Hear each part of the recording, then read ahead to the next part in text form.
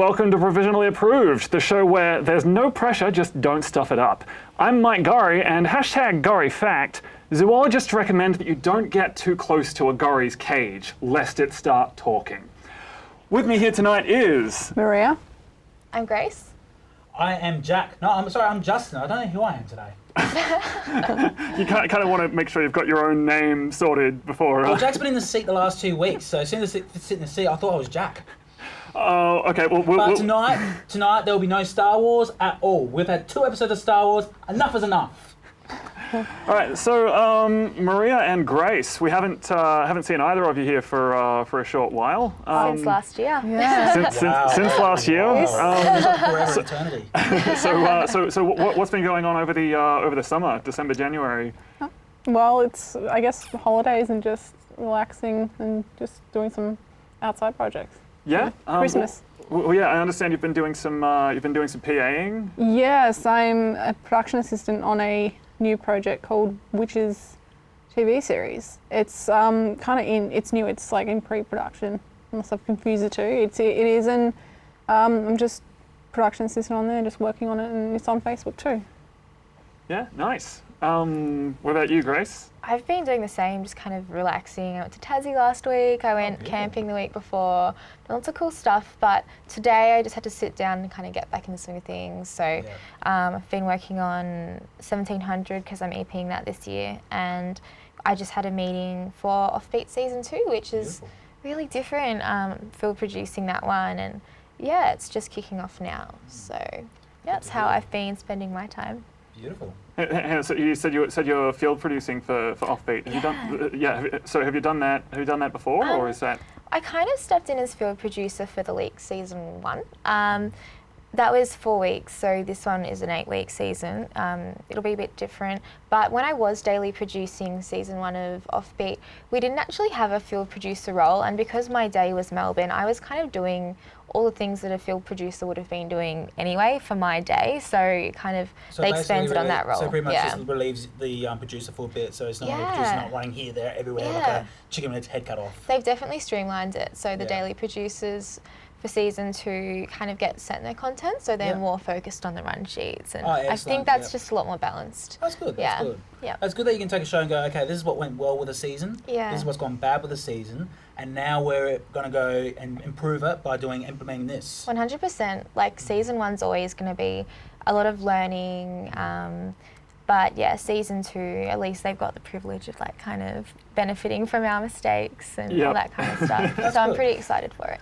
What are some of the things that you've learned from doing Offbeat Season 1? Like, are there any have there been any sort of particularly sort of hard days that you're like never again, or? There were definitely a few. I mean, as a daily producer, probably wasn't as stressful as being a line producer or a content producer, but I did learn a few things, like always have backup segments in case the EVS doesn't load. If you're having a big band in, always allow extra time. It's really, really, really, really, really smart to get here half an hour before your crew, just so that you can kind of get yourself in the right headspace.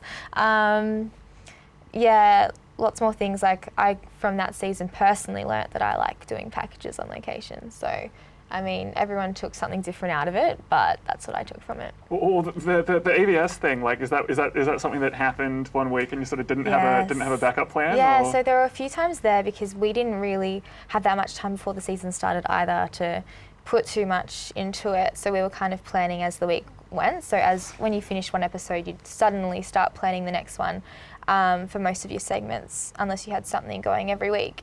And sometimes the only time you had free to produce something was on the day of the episode. And Marie had helped me edit a few things, and we'd have them edited. We'd shoot in the morning, we'd edit during the day, and then sometimes it was so horrible to watch, but the EVS just wouldn't load. So you'd have gone to all this effort to make sure that your editor had it in time, make sure you had crew arriving really early, and that meant getting equipment from RMITV the night before because they don't open till 1. So it was a big effort. You have to grab it and prepare. So 100%. Yeah. So I think you definitely take a few things from doing stuff like that. Yeah. Patience is another one. Yeah. Well, my first day on Live on Bowen, like like the first actual broadcast of that season. This was back in season 3.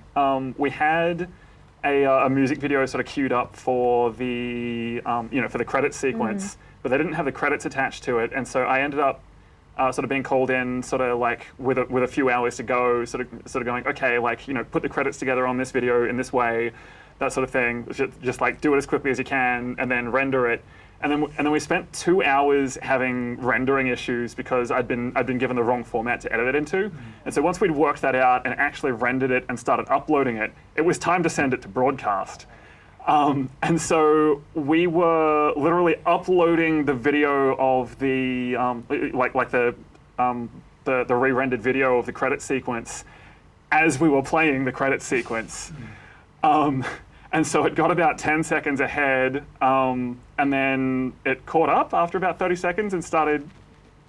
You know what? I think that story's gotten around because that sounded awfully familiar, and I don't think we've had that chat before.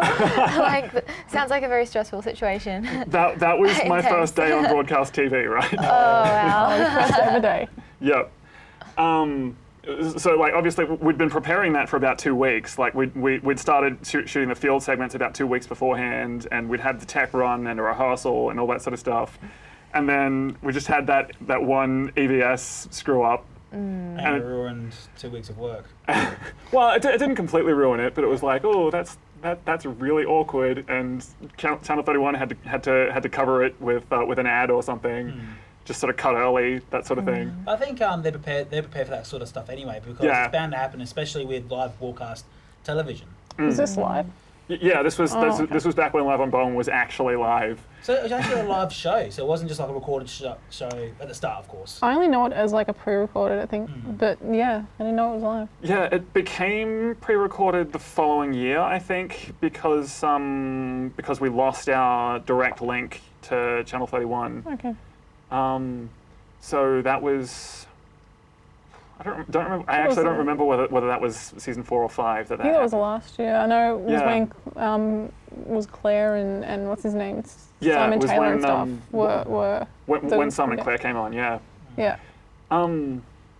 Yeah. So broadcast TV. Woo. Well, it's funny, one of the things I'm looking forward to getting more involved with RMITV, because I've sort of taken it slow, and I've just done like a few of my own little side projects, so like RMITV Update, and then I just started slowly getting involved as a guest presenter on Provisionally Approved. In the last 11 weeks, I've been the producer of Provisionally Approved, so that's been interesting, because it doesn't require that much work. It's not like broadcast television where you need to be preparing, weeks in advance, and then you're there on the day and you're there a whole day. It's basically organise a few people for Thursday, come in, film it. I was editing until recently, where I've passed it on to someone. I won't name the person, but they're here in the studio somewhere. I managed to pass on the editing now, but it's interesting to do a little bit of production. So I like to start to work my way slowly up and do my own. Hopefully, I get to pitch an idea for a sitcom this year. Have like a film. Get into the studio, have an audience, do something silly, and.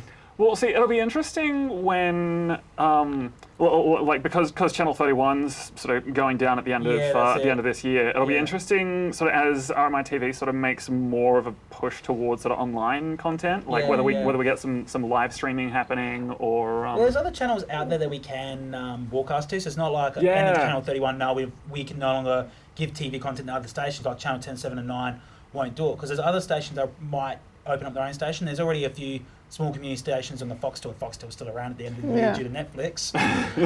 But there's other little channel platforms, and even we go overseas as well. So it's like we can go to Canada. America's still community TV rampant, But online is like the internet's becoming more popular though. There's a lot of stuff like newspapers and stuff that's closing down. All my film projects all go online, so it's everyone's like watching online in these days with the whole Netflix and stuff. So it'd be actually smart to put your program online and see what happens there. We'll see if we can make our own community Netflix. Here's the good productions on Netflix, and here's the dodgy student television on our channel here. Now, although the internet is a very different beast, though, because like for one thing, it's really sort of hard to get. And anything that's sort of designed for broadcast TV, if it's not already sort of vindicated by broadcast TV, like we'll get a lot of our shows, or like a lot of imported shows from the US, where it'll be like, oh, it's screened in the US, but it hasn't screened here yet. Let's watch it online. Yeah. That sort of thing. But if it's not sort of already, what's the word? Not approved, not vindicated. That's the wrong word. But you know the concept I'm pointing at. If it's not like already established, basically, like it's really hard for something to find an audience. Yeah. But things like, but it's also where things like really short sketches, like vines and. Vines really make a big thing. Like most of the majority of popular things are like small vines. Like I've got the ones on Facebook with there's famous like Irby, Aaron, I cannot remember his last name, and you get all these small Vine people just doing random silly stuff in the street. And that just seems to be like the big popular thing, or music videos. Thomas Sanders is the big one. He tends to be known as the Vine guy. Like, the guy who sort of goes, the story time thing where he runs up and narrates people's lives. Different voices. Yeah. I think I've seen one of them. I don't know if that's the guy, but I've seen one of them on YouTube. And he kind of narrates people and he's talking about and then run away from him and stuff. Yeah. It's a little bit concerning how people can just kind of pick up their phone, take a 1-minute video, upload it to Facebook, and then they go viral. I know it's probably not that simple, but I've seen so many people lately come up on my news feed who are just talking to the camera, 30 seconds, that was funny, and they've got like 1 million views. And it's kind of annoying watching that from someone who's producing proper or like trying hard with their content. That's my sort of frustration, because I want to do comedy sitcoms. Like I grew up watching Seinfeld, Simpsons, and I want to be a creator of one of those shows, because like when I was a child, they gave me entertainment. When I was a teenager, stand-up comedy, sitcoms gave me my, my not my identity, but it just helped me get through a rough day. I'd go watch some Chris Rock stand-up, I'll go check on Scrubs, or I'd chuck on 30 Rock, and that would brighten my day. I'd have a good laugh, and I'd like to be able to be the next generation of sitcom. Be able to produce, like a workplace show where, you're working in a factory, dealing with all the hierarchy and the drama. Because that's what got me into sitcoms. Was I worked in the workplace, and it literally influenced me to do comedy because everything was there. The drunken supervisor, then the guy who actually was the supervisor but only had a title of leading hand.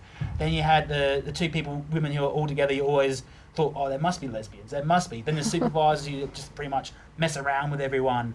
And then you've got the mean people. Then you've got the big boss who's not meant to be smoking in the shed, but he's smoking in the shed anyway. And then people trying to have courage to stand up to him, and all the office bureaucrats and there's politics wherever you're going to go. Yeah. But I see it as a sitcom. I went in there, liking it because it was a sitcom for me. Like I could laugh during the day and go, I can make a sitcom on this, or I can make a Bold and the Beautiful. Dun, dun, dun, dun. He backstabbed me, and I'll tell you. You ripped my heart out. Here is my heart. Take it. So that's sort of dramatic. He didn't give me the public holiday shift. Yes. And I've lost my whole wage. And now I'm down to 4-hour shifts. And I'm struggling to feed my family. I need an 8-hour shift. Just cue the music, cue like the dramatic music, go in there too. Just superimpose the violins in post, maybe. I'm thinking the piano. Like Phantom of the Opera, Going off what Grace said though, with more and more people putting their own content online, they actually know how to edit and do all these fancy things that we're learning to do. Yeah. So it's like they can put videos on YouTube or Vine. And they've got the fades and they've got the everything in there. They've got the music at the right levels. They've got the right lighting. They know the levels. They know exactly what the cool little awesome twisty spinny things they do. Like everything. I think there's a good side to the YouTube thing as well, because you can literally look it up. Like if you're struggling with something, you're not having to look for the right person here. You can go on YouTube and look it up. I mean, I learned a lot about how to deal with sound and everything. Yeah. And a lot of roles I've done as producer before I came to RMITV.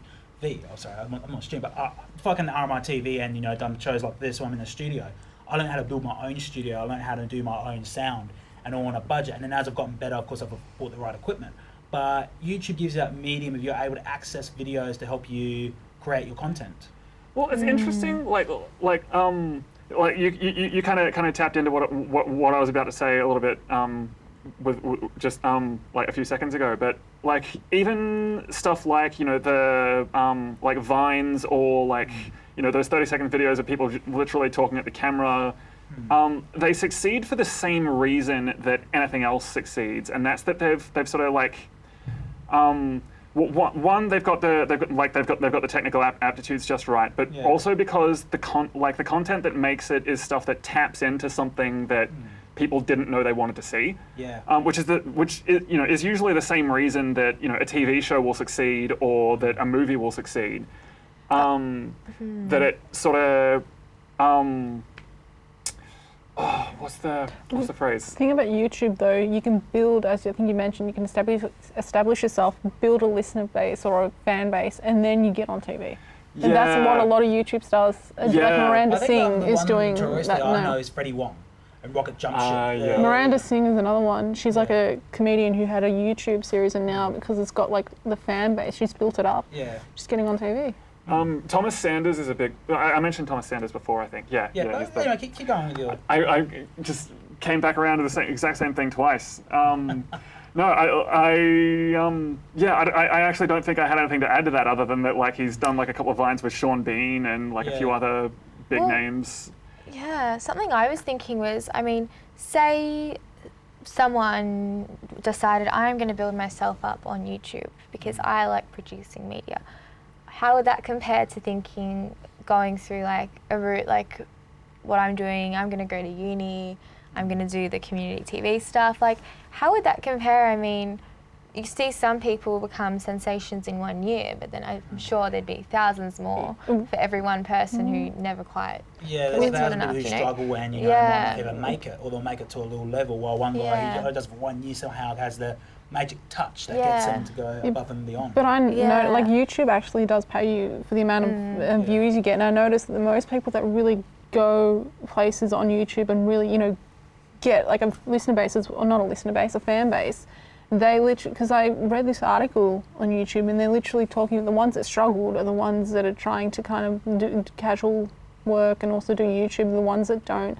You have to do it all day. Like, you're focusing on YouTube, and I've always worked, and then I've done my YouTube videos on the side. Well, that's the thing, because when you get a big, huge fan base on YouTube, you don't have to work at all because they pay you, and that's the ones that get the fans. They're the ones that are not working, that are spending all day, editing, doing all their stuff, and putting it up on YouTube. So realistically, you kind of have to be sort of knowing exactly what you're doing before you even start doing it. You'd have to have the gear, you'd have to kind of have lots of content prepared, and you'd have to have everything kind of called off. Like, that's a huge sacrifice. That's what they do though, because they have that's what all you the have to do. equipment and the cameras. So literally, they're just doing that, and they're building a nice little YouTube fame because they want to put a career in the industry. Yeah.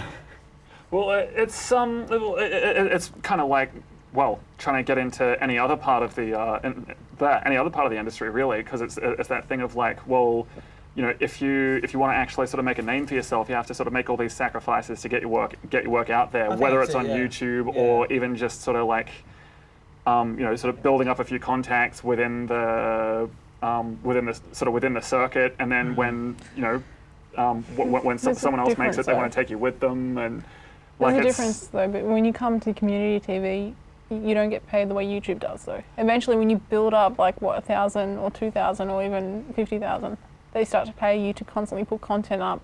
And I think when you add ads to your videos, you then get paid to add those ads, and how it happens. So I think there's a way you can do it with community TV. Like, community TV be your certain audience, and once you leave community TV, then you go bang, I'm going to do the YouTube thing. Yeah. My show's over, but join us on YouTube, and you can even start doing a few YouTube things along the way to build up, and then it's like, once you quit community TV, bang, you're on it full time. But sometimes you can get stuck on YouTube though, and you become this YouTube sensation, and you're just there. You can't move on to like a network because people know you as that.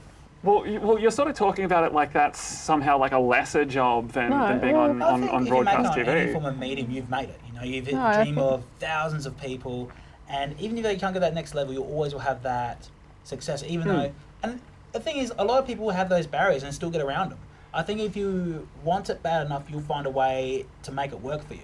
That's true. I mean, YouTube's not less. Maybe it used to be, but not anymore, because everybody's going on there to build something up and get onto, like, even the networks are using YouTube. Yeah, exactly. Yeah, they do. One of my favourite shows, Brooklyn Nine-Nine, they always do previews and stuff, and because it doesn't come out in Australia for like months, it won't come here to Australia. I get to see what's happening in the episodes and everything, and it's all on YouTube.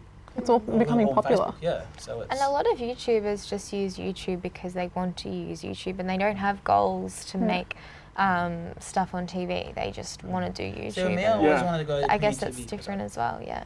I always wanted to go to YouTube and just practice my videos and do a bit of community TV and work my way up. So I think like I've clearly got plans, but a lot of people just don't. They just want to go home and mess about with the camera all day, or make people laugh in the forum. It's like, okay, I've made enough. I've got a name. That's all I need. Well, that's most of the videos that I've seen, or the channels that I've seen on YouTube that have gotten a lot of people. As Grace mentioned, they're like literally just go on there and just do whatever. Yeah. And it really doesn't have any direction or script. They just do whatever they want. They, hurt each other if they want, and that gets a lot of views. So, like Angry Grandpa or something. I haven't seen Angry Grandpa. It's like, I think it's a YouTube channel where this old man gets really angry and his like son or something they just play on the fact that he just gets angry and put it on YouTube. I'll say this about YouTube and everything. We're in a golden era where we get to watch when we want it.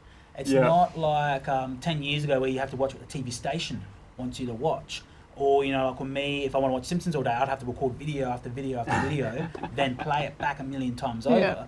You can now, subscribe to something and you're watching Simpson feeds Or pause it on TV. Yeah. Or record it. Yeah, that's it. Well, I don't even do that anymore. I usually just stream it, Netflix and everything else. And well, that's the thing with the internet becoming even more popular. You get your own streaming sites. There's so many like social networking or video streaming sites that you can just use to watch things on. I think that like 80% of the content that I ever watch ever is just me thinking like, what sort of mood am I in? I have 10 minutes to kill, so I'll just Google search like social science on YouTube or something, and then it's just like, I'll watch this video and that's all it is. It's just off your interests. I think a lot of people are like that. Not many people, I mean, of course there are a lot of people who watch TV as well and like plan their shows and stuff, but it's so easy to just kind of think, I feel like watching cooking now, I'm going to do that, like, yeah. Well, I think that's partly why things like things like YouTube and now Vine are sort of becoming so successful, because it's that thing of like, you don't actually need to put in like a time commitment to consume this stuff. It's literally just like, okay, I'll look up my particular niche and find something that's find something that's already there, sort of top of the page according to search terms. Yeah. And there is that room for like, really, really sort of tight niche markets. Yep. It's just a matter of finding them. And in the case of Vine, well, it's sort of a case of like stuff showing up on Facebook or on Tumblr or that sort of thing, and you don't even need to be looking for it. It'll just sort of pop up. You can spend 6 seconds watching it, and you've got it. And then okay, I'll watch that. I'll watch something like that again if more pops up. And then they remember what you've watched though. And here's the thing about YouTube and all the internet becoming more popular is putting kind of, not old-fashioned, but things that were used to out of date, like the newspaper. Everyone's going on the internet, on YouTube. So your newspapers, your like TV and stuff, you just watch it on the train, you watch it on your phone, anywhere. So, and it remembers what you watch and you can subscribe to the channels. Yeah. So it's like so simple, like just YouTube, go there. You'll go watch it again or recommend it for you because you've watched this video, you can continue watching this and put the ads in there, and then there you go. You got everything. I think, do you ever feel like you need to have a break from all that? Like, there's so much content, so much social media that you need to every now and again have a fast, like get away from everything and switch off. 100%. Yeah. I've actually like experienced that firsthand. I'd say for a good 3 years, like when I first got Facebook, I was so into it. I was always on there, always knowing what everyone was doing, always starting conversations, like just knowing everything. And then you kind of get to a point where it's just, wow, okay, this is a lot. And I think for like a year there, I was just totally not replying to people, not because I don't want to talk to them, but it's just like, is social media really a real thing? Like, what does it really amount to? And I've finally gotten back into that, using it just selectively, like just when you need to. It's easy to use, prioritize it too much. When I was first there, I just put my thought out. So if it was like, oh, I like this cute girl. Oh, I like this cute girl. Oh, I got them probably blah, blah, blah. And I was very just stupid with it. But then I had this is back when I was a factory worker, when I had no goals. I wasn't even a Christian. And then as I became a Christian, I changed my views on life. And then as I got into the film industry, I was very selective. And because my mindset had changed from being like a cynical person to being positive and wanting to not only see myself achieve to a certain platform, but seeing other people achieve. So then I said, well, you know what, I want to use my Facebook to inspire people. And a lot of people have done this as well. And they start putting up, of inspirational quotes, the journey that happens along the way, blogs and all that. And I became that kind of guy. I probably annoy people more with positive quotes, more than anything else. But a lot of people have gone, oh God, Justin's just too positive. You know, he's not the guy we knew in high school. We need to delete him off. But here's the thing: you can actually there's a thing on yeah. Facebook where you can say, I don't want to see any posts of this person. I've done that a lot yeah. as well. But along the way, I've had times where I've gone, I need to get away for a while. I've just used it for professional reasons. So I was able to, you know, show my YouTube videos. And I keep the Facebook, like I might switch off Facebook for a month. I'll keep Messenger on, so that way I'm able to keep in touch with all the contacts I need to do my my work and everything. So, Going on that, everyone though uses Facebook or Messenger because there's so many social networking sites now. Everyone just uses them to kind of talk about, hey, let's come in and when we're going to meet up to do this or do that. So it's the easiest form to use, and literally you're just sending emails with each other and you're not meeting face to face. Well, I found producing this season of Provisionally Approved, I have not had to make calls. I've just done messages. I have, like, if I want to call people to go on the show, I don't call. I just go, hey mate, you up for the show this week? Hey, where you going? Or if people give me contact, I just contact them through Facebook because everyone's got it. Yeah, and then a few weeks ago when I was on a Facebook hiatus myself for like a couple of weeks because it's like, wow, hang on a second, just like getting away from it does absolute wonders for my productivity. Like suddenly I was keeping up at work and sort of putting all this preparation time for shoots and. Well, I find when I fast Facebook, it's to do something. Like if I'm looking for a new house or something and I've only got X amount of time, I will shut off Facebook. It's like Facebook's gone, I'll now be able to just purely focus on this. So it's to usually focus on an activity.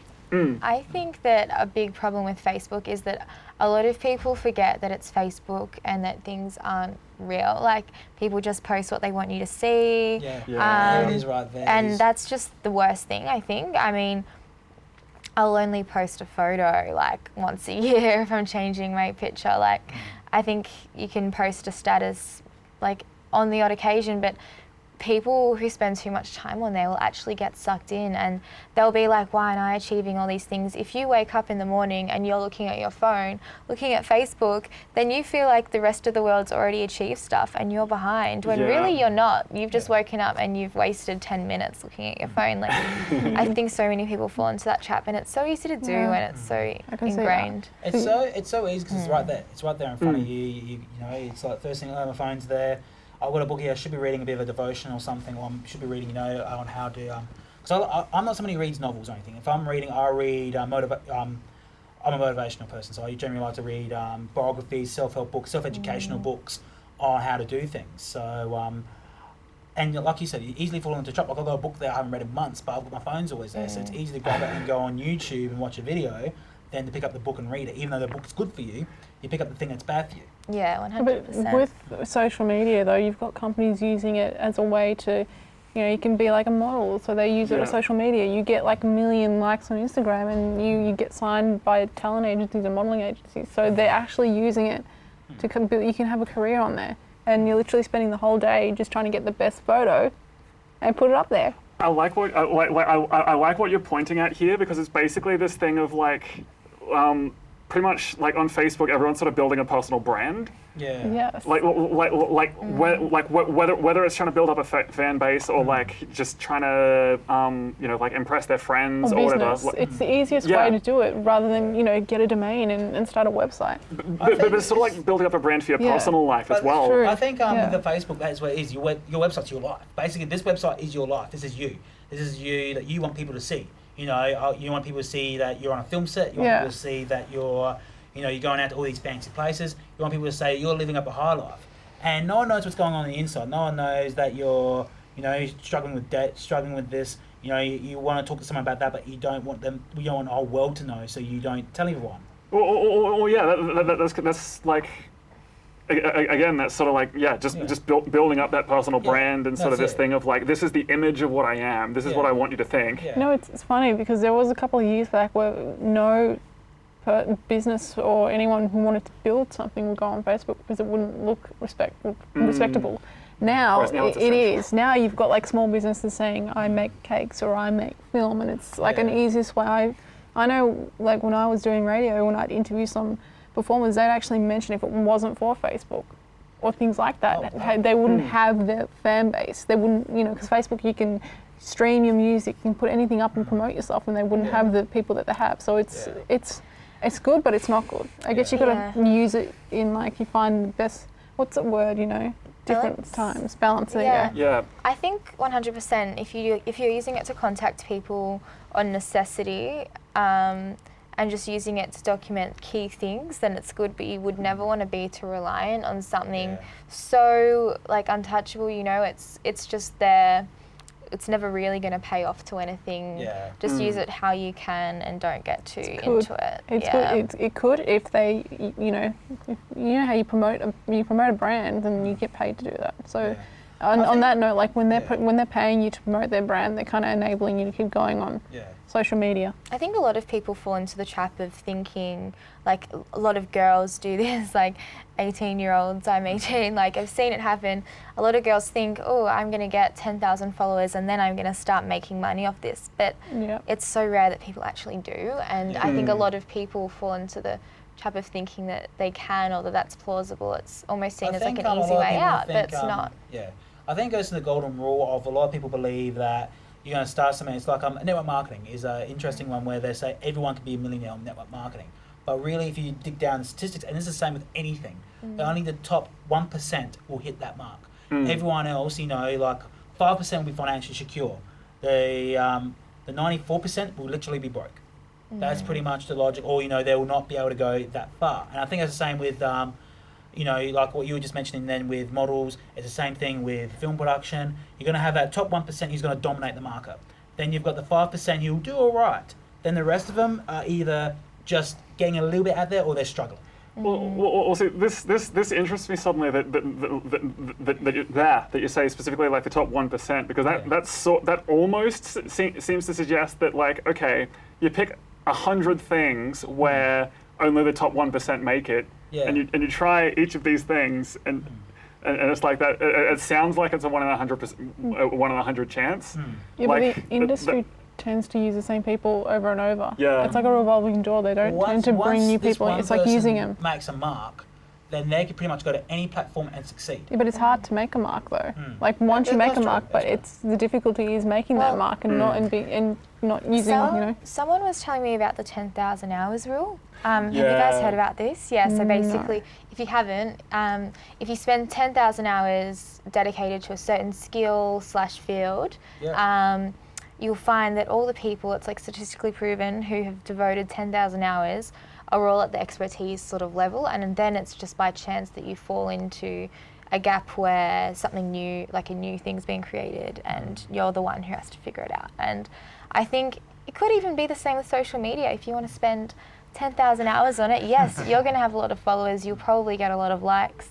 Same with anything, building up your YouTube, 10,000 hours, like you'll probably have something decent by the end of that, no matter how good or bad you are at it. That's how you make money off YouTube or Instagram. Most of the people who have a lot of people on Instagram are because they spend all day on it, and they have their family even taking photos, and then they make money off it because they've just that's their job. That's literally the internet's their job. But it's not necessarily that they've spent like 10,000 hours using the product. It's more like they've spent 10,000 hours working on building brands. And it's not just like working, but you're studying it as well. You're studying, you're trialing and erroring, you're always doing different things. Yeah. I've come to a realization, and this is over the last couple of years, of devoting time, because when you succeed, you've got to put everything in it. You've got to put your heart, soul, everything. And I noticed when I started doing film production, I neglected a lot of things. I neglected my family, I neglected, doing chores around the house, and like moving out of home and everything, I've had to learn to balance everything out. And I think I've come to the conclusion that if it's something you love, you're always going to devote that time regardless, and you're always going to be happy, even if you don't succeed. Because you're going to have these wealth of knowledge, wealth of experience, crazy fun stories that you get to tell your children, grandchildren, just strangers on the street. You just go, hey, I used to do this thing, and I'll tell you, I'm going to bug you for the next couple of hours about the things I used to do. So I think at the end of the day, I don't care if I succeed or not, but if I'm doing something that I love to do, I'll die a happy man. Well, that means you're being successful in your own way anyway. Right. And that's a successful mindset, is just doing what you love every single day. Because if you're successful in a field that you don't want to be in, you're going to be the most miserable person known to man. And I found, because I was doing successful work in production, I would have been up to manager, but I hated doing the work, which means I was hating what I did. I hated myself some days. But then I'm doing film production. Sure, I'm not doing much. I'm not earning much money because I'm only working part-time at a service station. I volunteer tons of time at my church, which I love doing because I get to see testimonies and things of people's lives being transformed. Then I also get to come here and do comedy. I love making people laugh and stuff. I've done stand-up, I've done YouTube series, I've done all these different things. And I'm not successful. I have to work at a petrol station to make ends meet. But I've had a lot, I wouldn't turn it back for a second. And if I don't succeed, I've still got to tell these wild stories I've had. A lot of people would debate that you are successful because you've worked out what makes you happy that's what you're doing. You've balanced it out with like practically getting money and then actually I found a way to survive and a way to just do things in my spare time. So it's... Well, that's actually something that like I've personally spent about the last 10 years learning to do in the sense of like not necessarily having to be like recognized at a certain level of something to actually just enjoy doing it. I think the best way to describe it, there's an old 1950s video by Earl Nightingale. He's a teacher, and he only did this sound recording for his sales students. So basically, he was training a whole bunch of people in sales how to really become great. And he says, "What you think about, you become." And all the religions in the world all disagree on a million things except for this one thing: knock, and the door will be open to you. And if you seek, you will receive. So basically, what you think about, you become. And that's why, like he said, because he said, and this is a numbers game as well, you get 100 people, all 25 eager to go, but by the time they reach 65, 1 will be extremely successful, 5 will just will be successful, secure. 20 are just doing, the rest are struggling. And he said it all comes to your mindset, because along the way we get distracted with things in life. We have kids, we've got pressures, we give in to demands and everything else. But what you think about, I don't know, it's something about your mindset. I'm wondering about that claim, honestly, because that's a fairly big claim to say that it's basically implying that by thinking about something you'll become it, which it certainly helps.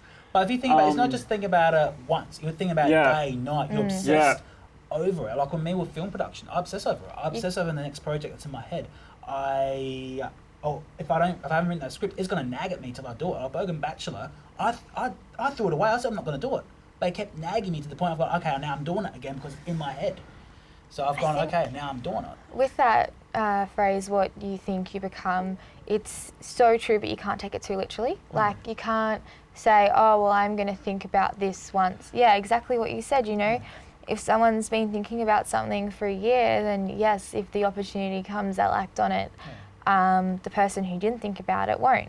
It's so simple. Well, it's also a thing of like, there's a big difference between thinking about something and actually attempting to do it. You've got to work hard at it though. Yeah. You can't just think about you want to... Because you learn how bad you want it. And if you want it that bad, you'll not sleep at night. Like literally, it's that mindset. If you think about it enough, you will be acting on it. I find That's the thing. There are some people that are just meant to do something because they're really good at it, and some aren't. And even if you think about it and you do it, doesn't. I think it's a mindset as well. Because if you think you can achieve something in your life and you keep that in your head, you will. I don't know. I'm a bit on the fence with it because I know there are some people who think about it and they keep doing it, but they're never successful at it, and they've got that mindset, and you keep encouraging them, just keep doing it, and they're still doing it, and they haven't really achieved much in it. So it's a balance thing. Yeah, I think we need to be cautious about like just as a general thing. Like, there's a big difference between like for example in writing particularly. Like there's this. I really wish I could remember exactly who it was that said it because I encountered this a few years ago. But is this thing about like, okay, if you're spending your time daydreaming about the stories you're going to tell, that's great. But until you actually like sort of at least sort of put the pen to paper, you're not being a writer. You're being a you're just you're entertaining fantasies about being a writer. And I think it's really important to be aware of the distinction between fantasizing about doing something and actually looking for ways to do it. Being good at it too. But I think if you think about it long enough, you'll find a way. And the thing is, because when you think about it, you start talking about it. And when I first became a filmmaker, I wrote a script, but I had no idea how to do film production. I had no idea where I was going to go. But because I was talking about, I'm writing the script, I'm doing this thing, I'm want to get into film production. One day my pastor goes to me and goes, well, if you like doing it so much, why don't you record the film, the church news? I know what I was doing. So I was doing it with a handy cam and stuff. My pastor said, "You're doing a horrible job at it, but you're dedicating coming in every week, so I'm going to invest money into you." So, and all it was me talking about it, because it was in my head. I started talking about it, and the doors uniquely open. And I think that's my life. 100%. Because if you talk about it and you're wanting to do it and you're actually taking steps to do it, even though you're screwing up in every door possible, one day your unique door is going to open that you're going to get the qualifications or just the knowledge that you're able to do and achieve it. And like you mentioned, it's not about the money in the bank, because a lot of people think success is the money in the bank and everything. It's not. And that's what Elle Nightingale goes is, if you're a teacher and it's because you want to be a teacher, you're successful. If you're a mum and it's because you want to be a mum, you're successful. But you have to put realism in this, though. This one's from Adventure Time, Jake the dog. Sucking at something is the first step to becoming sort of good at something. Yeah, that's a nice it. quote. I think the big key that a lot of people might be forgetting is that when you make mistakes or when you're doing something, you have to be constantly rechecking if there's a better way you could be doing this. Otherwise, you won't really pass that first level. And I think that's like, I don't know, it's just so important. I think two quotes that I like to have in my head when I fail, and I bang my head against the table when I fail things, but two biggest quotes, and one's from Richard Branson, it's the founder of Virgin. He goes, I learn more from my failures than my successes. And then Michael Jordan, I've failed over and over and over again in my life, and that is why I'll succeed. Yeah, I like those two quotes. Very cool. That was an advert, it's just like that. One of those inspirational Over again in my life. montages. Yeah. And then there's another one that came out a few years ago. It's this guy just continually working out, and you just have his voiceover going, "If you want to succeed more than you want to breathe, then you will be successful." If you want to succeed more than you want to breathe, I'm not sure that being dead would. I don't know what I mean, if people fail and they give up, then clearly they didn't want it bad enough, and that's why what they wanted perhaps wasn't what they thought they wanted. If they kept failing at that, then it changes the way. It can do something. What's that word I'm thinking of? It does something to your self-esteem. Yeah. They don't necessarily give up because they don't want it. They give up because they think no one's going to give them the opportunity. It's about because not a lot of people get that opportunity to do something. I think a lot of people give up halfway as well, because like you said, when people go through a struggle, their language changes. You're no longer being enthusiastic about this project. Oh God, I've got to do it again. Oh no, I want to do it, but I don't want to screw up again. That's the mindset that comes in, and it's like, no, I can't do it anymore. But that's because also people expect you to know everything. Yeah. When you come in, they expect you to know what you're doing, and they're not willing to give you that opportunity to work with you. So you have to look for it elsewhere, and it's hard because when you go for any job, they expect you to have those skills. If people are expecting you to have certain things that you don't have, then that's their bad for not telling you or not checking. Like they wouldn't be people you'd want to work with anyway. Yeah. That's true. Yeah. I had somewhere I was going to go with that, and then now I've completely lost it. I'm sure if we're talking about it long enough, you go, and that's generally what happens. So success in general. So while we're talking about success, like are there any sort of particular places that you guys particularly want to end up, or that you're? I think I've come to the conclusion that I've got my big goal. I've always got the big thing, and I don't care where I achieve. It'd be great if I achieve it in my late 20s. I might achieve it in my 40s. I might achieve it in my 80s. I might just take a break for a few years. But for me, it's just everyone goes for the destination, and I think that's the wrong way to think. Because once you're at the destination, you're going to be bored. But if you go to a destination, it's always have a journey. Always have a journey in mind. And sometimes you fail, sometimes you succeed, sometimes you got to walk 2 steps and go 1 step back. And it's a mindset. I think you evolve. Over the lifetime. But the thing is to always keep walking the journey. And when you reach destination, you'll get ready to do a next journey. So I might succeed in this area. Okay, now I'm going to have a wife and kids. That's another journey. Then it's okay, the kids have grown up. Now I'm going to go on this journey here, and that's a journey. So it's always going on journey. Because the thing is, as you grow, you're going to change anyway. 100% with you on this one. Yeah. I do agree with that. When I was 18, all I thought about was women and cars. And then when I became 21, I wanted more than just a done-up car. And then I went down the journey of I want to be a filmmaker. And now I'm in the journey of picking up skills, volunteering at different organisations. Who knows where I end up? I might be, just getting paid from the church to do different volunteer gigs and everything, which would be great. And then there's I might be a successful, sitcom star. Then there's another goal. I might go down another 10 years. And you never know, because you're going to be always growing and evolving and changing. And I think the goal is for us not to lose hope along the way. Because if you've got hope in your life, even though you're going through all this disparity, you'll dig yourself out. Well, I think sometimes the important thing with that is just to sort of have a next step.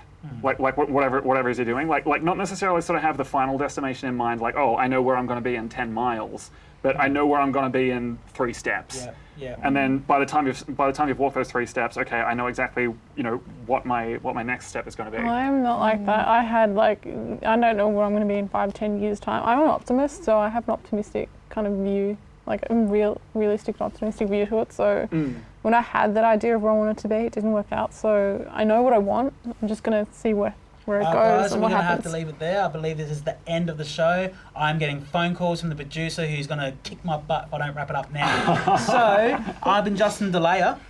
I've been Grace Cunningham. I've been Maria Romas. I have been and still am Mike Gorry. Thank you very much. It's been provisionally approved. We'll see you next week, and it's going to be an epic show because it's my last show as producer, and I'm going to be here doing something insane. Party down. Party! See you next ya. week, guys.